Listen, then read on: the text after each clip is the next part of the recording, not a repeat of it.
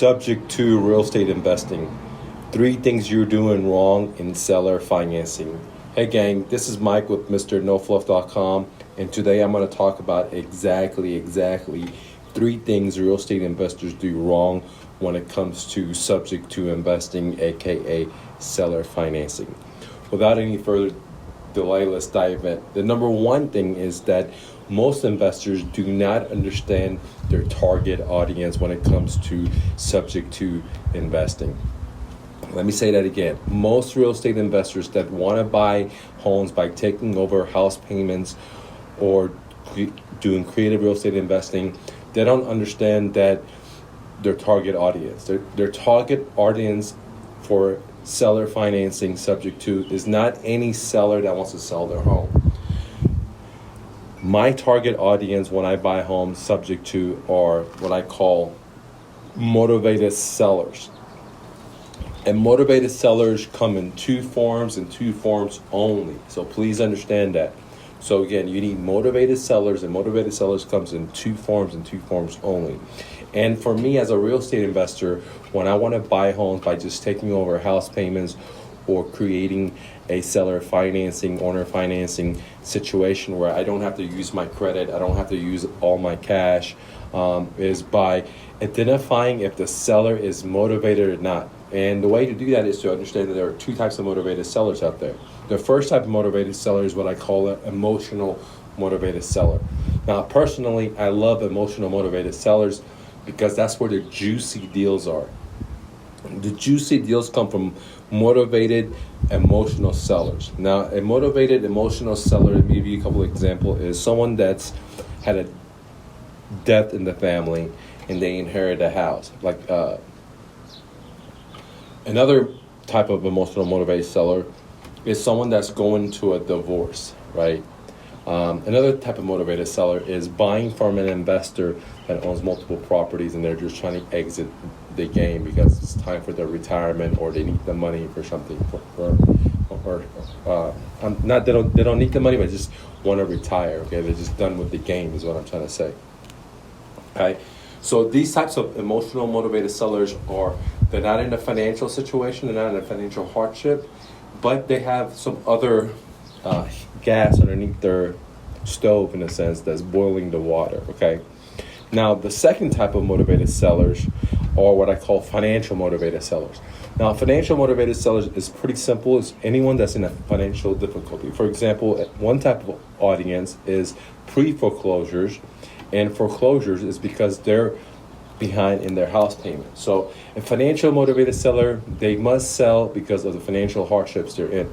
An emotionally motivated seller, they must sell because they cannot deal with the property anymore because of emotional aspects. It has nothing to do with their finances. They might own the house fully and clear. They might have cash, a lot of cash in the bank. And usually these type of sellers do.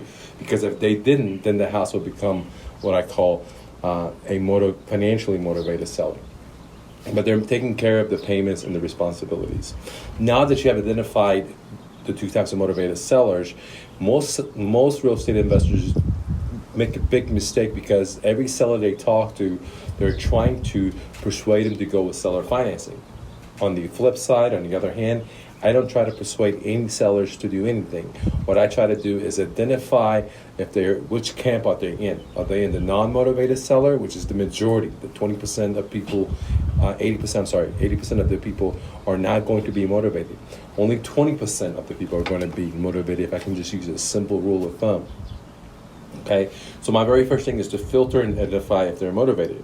Now, let me give you a real life example. Okay, as you guys move, I just moved out of Texas. I'm in a new state. I don't know anyone. I don't have any connections. And, basically we're like homeless. We're living in Airbnb. Okay, and I'm looking for a property.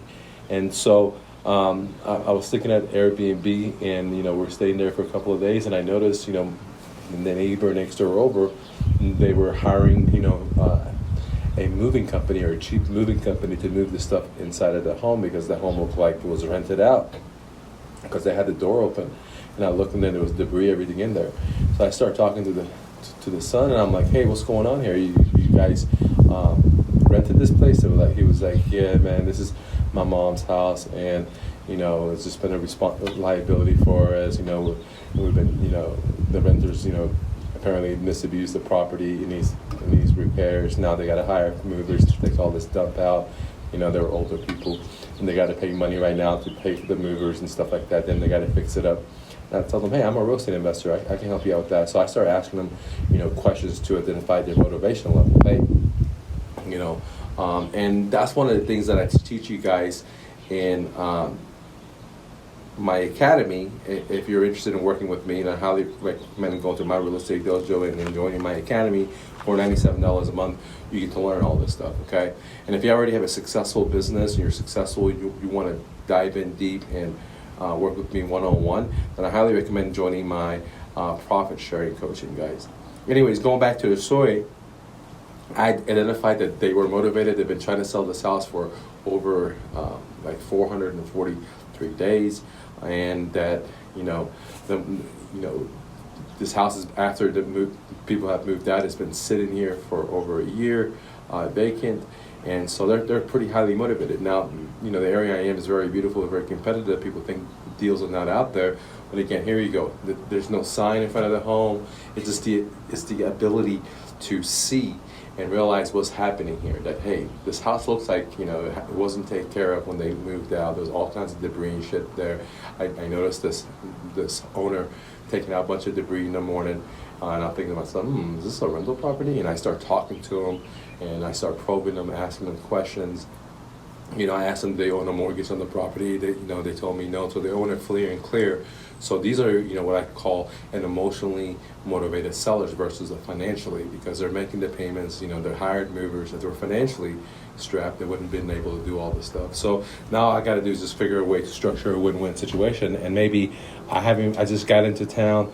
I haven't done any marketing. I've just been working with, hanging out with my family, eating good food, and, but just by being who I am and looking at things and realizing what's happening and being aware and conscious, I realized there's a motivated seller right by us, and started the conversation, negotiation, and I'll keep you guys updated. We might end up buying the property as we just landed into town. So pretty interesting stuff. But let's move into step number 3, which is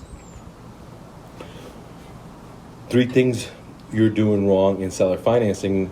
And step number 2, is that not giving real estate investors, when they talk to sellers, they don't give them a seller financing offer, okay? And when I mean an offer, you got to give it to them in writing, okay? If it's an email, if it's on their coffee table desk, in person, and many investors don't. They just say, are you interested in seller financing, owner financing? And the sellers say, no, I'm not. And they're like, okay, they just leave it there. Or they may do a soft offer, and because they've been watching my channel, and the seller says no, they say, okay, that's it. So the second biggest mistake is that, as a real estate investor, I always give the seller the offer in writing, okay? Now, if you don't have the offer, you can download my Subject to Launchpad, or go to my real estate dojo and download my offer letter. It's just a copy and paste system, okay? But the Launchpad is the best deal. You get a lot of stuff for just $200, 24 courses. And we'll get more information about that at my real estate dojo. So it's very important that you give an offer in writing. And the reason why it's so important brings me to number 3. The third most important things, what real estate investors do when they're trying to negotiate seller financing, is that they don't have a follow-up system, okay? First, they don't give them an offer, and then they don't have a follow-up system, okay? Now, let me tell you guys, 99% of all the deals I ever closed were all the sellers told me, no, they're not interested. So I went there, or I did it over the phone, and I said, give them my pitch, give them my offer, and and then I shot them an email, with my offer in writing, and they always said no. 99.9%, maybe just one out of all the deals they ever say yes, because it's totally normal whenever I try to negotiate a deal and buy something at a deep discount for the seller to say no. And when I'm trying to negotiate to buy something where I don't have to pay the seller very little out of pocket, the seller normally is going to say no. I would say no too. Okay, this is why it's so crucial to give the offer, the seller financing offer, in writing, and then have a follow-up system, because 99% of all the deals that I get and have gotten if it's from flipping bikes, if it's from real estate investing, is from follow-up, okay? And what I mean by that is, for example, let me give you a quick example is, I talk to a seller, I'll give them the offer, then I shoot them the offer in email, and then, at the same time, I continue to do my marketing to them. Like as soon as I give them the offer, I go ahead and put a postcard in the mail, send it to them. The next day, I'll go ahead and send them a letter. The next day, I'll go ahead and send them something else. So I'm constantly in front of them. I'll go ahead and have my Facebook marketing go to them. I'll go ahead and have my text messaging set to them. I'll go ahead and have, put a couple of flyers in front of their doors throughout the days or weeks or months, okay? I'll constantly stay in front of them, but, and follow up with them. Now, I'm not going to personally call them every day, but my marketing will be in front of them, okay? It's very, very crucial that this is a strategy that I'm basically sharing with you. Is called my Alchemy Stone, which is my automation follow system, which is it's a lead generating, traffic generating, sales, and follow up all in automation. It's just done in autopilot. All I got to do is just be there to catch the ball and sign the contract, okay? So it's kind of advanced what I'm sharing with you. It's like once I give the seller an offer, I still am following up, but without me actually calling them and talking to them. I'm doing it through my marketing. I'm sending them the postcards. I'm sending out the emails. I'm sending up for example, in the emails, when you download my Subject to Launchpad, I give you those emails. There's like a year's worth of follow-up, okay? So I paid someone, professional sales copy. I'm giving it to you for just, again, get 24, if I'm not mistaken, different courses for just $200. It's called the Subject to Launchpad. So it's very, very important. I also include the same postcards in that Launchpad that I personally use when I send out the offers, because as soon as I send an offer to someone, I start marketing to them now, okay? Because I try to use guerrilla marketing to generate the leads, but I pay money out of my pocket for the follow-up. Where every other guru is telling you to spend money in the marketing, I'm telling you, don't do that. There's a lot of free ways to do marketing. If you're interested in learning how to do that, then again, download my Subject to Launchpad. If you're looking for self-help, if you want to work with me and you're successful, then get into my profit coaching. And if you're somewhere in the middle, then get into my academy. Just $99 a month to get access to me, okay? Anyways, guys, the 3 mistakes that I see most people do when it comes to seller financing is, A, that they're talking to the wrong person because that seller is non-motivated. B, they're not giving offers in writing, okay? And 3, they never follow up. And I'm telling you from my personal experience and my students' experience that 99.9 of your deals will come through a follow-up. You give the offer 1 week, 1 month, 3 months, 1 year later, the seller will come back and say, look, let's go ahead and go with you. If you just stay in front of them through your marketing, okay? And I'm just giving you $1 million, what I call my Alchemy Stone secret sauce to you. So I hope you take off with it and have a massive amount of success, okay? Thank you for clicking the like button. Thank you for leaving a comment. I'd love to hear your thoughts. And always remember, you're braver than you believe, stronger than you seem, smarter than you think, and twice as beautiful as you imagine. Romy. Don't take no for an answer. I'm out. Peace.